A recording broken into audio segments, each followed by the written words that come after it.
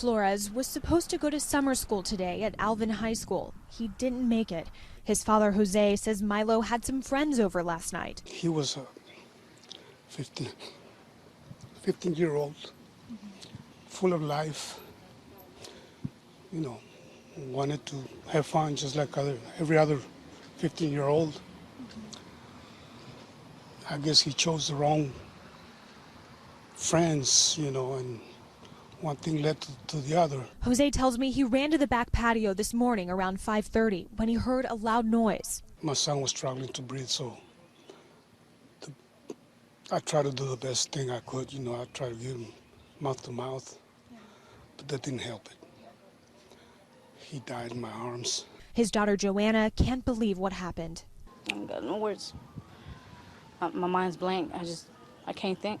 18-year-old Logan Anderson is charged with manslaughter. He's behind bars at the Alvin Police Department without bond. And his friend was running around like crazy. And I asked him what happened. He said, I accidentally shot him.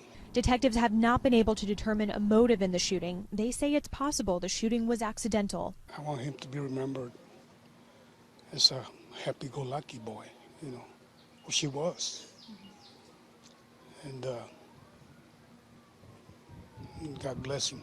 Milo's family set up a GoFundMe account to help with his funeral expenses. They're asking for help from the community. We turn now to severe storms moving across the country at this hour. At least 4 reported tornadoes already, including an EF2 plowing across Litchfield, Minnesota, up to 115-mile-per-hour winds. That system now moving east, bringing more storms tonight, and ABC's Eva Pilgrim is in the storm zone. Tornado sirens blaring as Minnesotans sat down for dinner. One was coming from this way and one was coming from that way. Here he is! Mick Lang had just gotten home and started recording as this EF2 twister, up to 600 feet wide, tore through Watkins. Winds up to 125 miles an hour.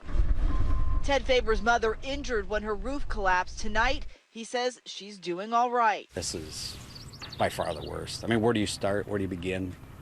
What do you keep? Second tornado on the ground right here. At least 4 reported tornadoes in all, one ripping apart this barn, sending debris skyward. The storms also bringing flash flooding to the state and neighboring Wisconsin. Logs floating and they're getting all jammed up here at the bridge. Washing out roads and making for a dangerous commute. David, these stairs used to lead to a home. A tornado literally picked it up and tossed it onto its side. This family, one of more than a dozen tonight, picking up the pieces. David? All right, Eva Pilgrim with us. Eva, thank you. Let's get right to meteorologist Rob Marciano tracking the severe weather for us tonight. Rob?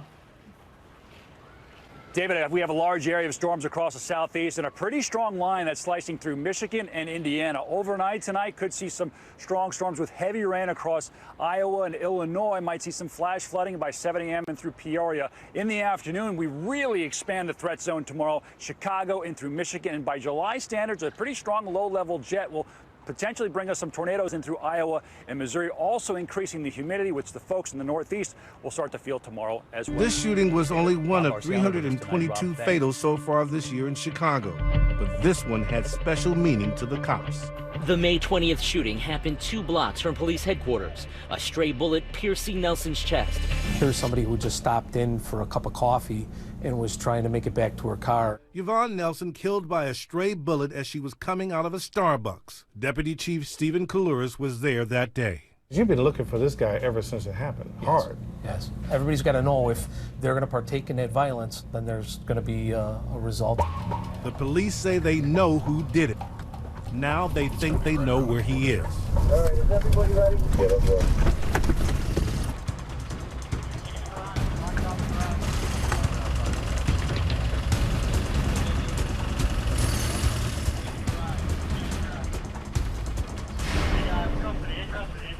Got a shooter in custody.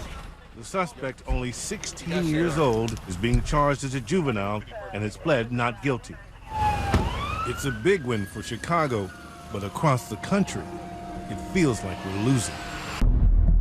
Just after midnight, 18-year-old Gianni Corsentino is sitting in his car with friends at a gas station when he is shot and killed allegedly by these 2 men. The suspects one moment buying snacks, the next in an argument ending in homicide. I never had a son. He was my son. He was my sidekick. And then to lose him, it's just sad.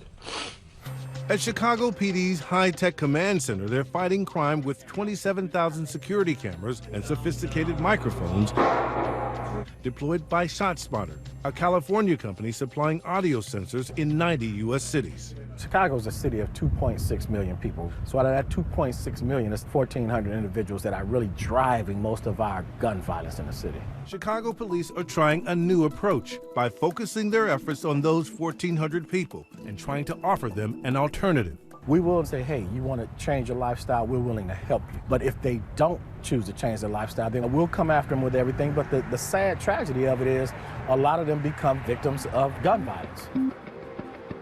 On day 10 in the coastal city of Sarasota, William Brumbury took his kids to the gun range. 14-year-old Stephen, in particular, loved target practice. Most outgoing, gregarious, friendly, loving person that you'd ever know. Dad accidentally fires his gun, and the bullet ricochets, killing Stephen.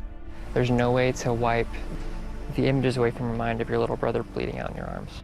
But the stories we can't depict for you this week are the suicides, which are often underreported. According to Mark Bryant, executive director of the Gun Violence Archive, 60 people per day kill themselves with guns, many of them in the military. So roughly a third of that number of suicides by gun, military personnel. Yes, and that could be anything from today's Gulf War vets to 85-year-old at the end of his life. On day 11, the last of the 129 officer-involved shootings took place in our time period. We was told my brother struck the officer. He's not that type of person to strike the officer. In Brooklyn, New York's most populated borough, 37-year-old Delron Small was out driving with his girlfriend and 2 kids. He was shot 3 times by off-duty officer Wayne Isaacs after a dispute in their cars. Small was killed. The officer claimed self-defense, stating that Small had begun punching him in the face. But days later, this video emerges, showing the officer shooting Small as he approached the car. The video is clear as day that everything they told us from the very beginning was a lie. Officer Isaacs has been placed on modified duty. The case is now under investigation by the State Attorney General's office. Another life lost. Part of the 1,077 wounded, 509 killed. It's the American epidemic that knows no boundaries. Black and white, rich and poor, old and tragically young. When I started this, I could tell you every child's name and their age. I've calloused myself to that. I cannot do that anymore. And yet signs of a very American response. Heroes who paid a price, but got right back on their feet. Everybody's support means a lot. I appreciate it. Those who chose not to give up after their loss. I'm gonna continue that on. The community coming together. Here's the sign that we had in memorial. Breaking news from Ventura. This is a relatively quiet neighborhood. They say who would shoot an ice cream truck driver? Tonight we sought to shine a mirror on America, to look with new eyes at the shootings we've become numb to. There's no doubt we're drowning in a sea of lead. The question tonight, are we okay with that? A tour de force report, and joining us now is our senior justice correspondent, Pierre Thomas. Pierre, thank you. You know, we all see pieces of the puzzle, but you've been connecting the dots. What struck me, Juju, was the chronic, sustained nature of all this violence. You can book it that tonight, on a hot summer night in July, someone somewhere in this country will be shot, someone will be wounded, and lives will be forever changed. And mass shootings tend to grab the national headlines, but you went granular and looked at these individual shootings. Not just shootings in places like Chicago, across this country, over and over, much of it domestic violence. It's shocking. Pierre Thomas, thanks to you and your team for that report. Thanks so much.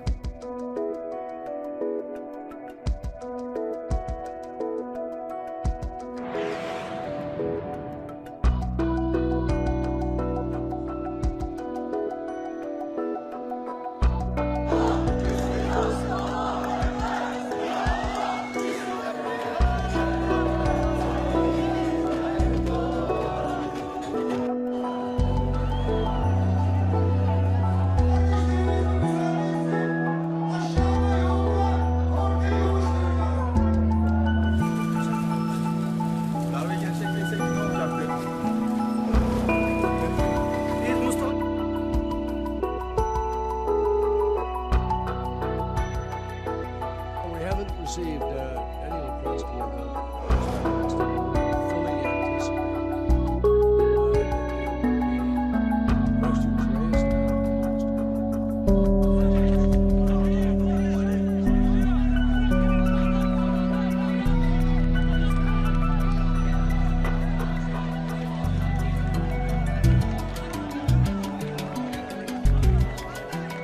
Overseas, the axe attack on board a German train may have been inspired by ISIS. German officials say a hand-painted ISIS flag was found in the room of the attacker, a 17-year-old Afghan refugee.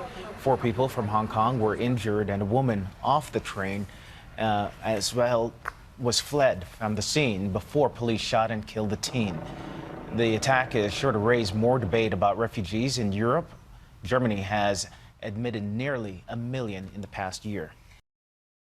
On July 18, 2016, at approximately 3:30 a.m., officers from our Southeast District had just finished a call for service in the 2900 block of Eastern Avenue. Suddenly, a Toyota RAV4 struck one of the patrol cars that was parked at the location. The crash was captured on an officer's body-worn camera. Fortunately, the officer was not inside of his patrol car, and none of the occupants inside of the other vehicle were injured. The driver of the RAV4 told investigators that he was looking down, playing the Pokemon Go game, when he struck the patrol car.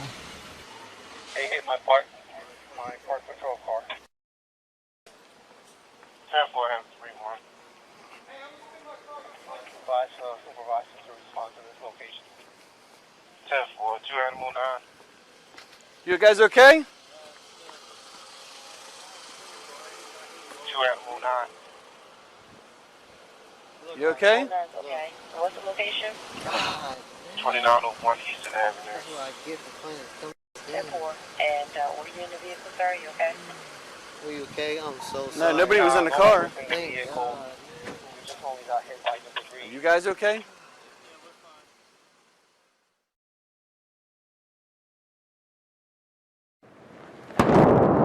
In a small town, rumors spread fast. Have you heard these mystery booms? I have. Describe what booms you hear here. The blasting out there at Columbia. There's some mines. What are they? They're just loud noises, like booms. The strange boom has become sort of a legend in Sonora. It has come from Area 51.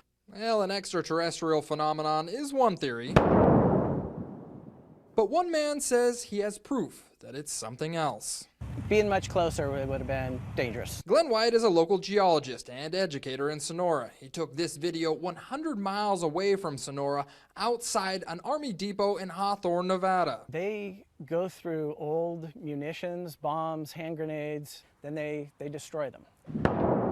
Glenn told ABC 10 his theory last year. Since then, he's been getting a lot of questions on Facebook about it. People as far away as Oakdale, Placerville, and Nevada City have reported the noise. This is like a war zone every single day in this spot. 5 days a week. Glenn got special permission to video the explosions. He says that more than a ton of outdated military explosives are blown to smithereens every day, sometime between 11 and 2 p.m. After watching the explosion, he has a theory. Figure that it's bouncing off is between the stratosphere and the mesosphere. So according to Glenn, the sound from the explosion is going up into the stratosphere. That is where the air is dense, especially during the summer. That sound then bounces off the stratosphere, sending it back down to Earth over 100 miles away. I don't know, like ghosts or something carrying out the sound. Not everyone is a believer, but that's okay. Glenn welcomes skepticism. A big part of what we're doing in science is support your claim. Glenn is even hoping to get nearby schools involved in the mystery. Make it a science project, let them learn about meteorology. In Sonora, John ABC 10 News.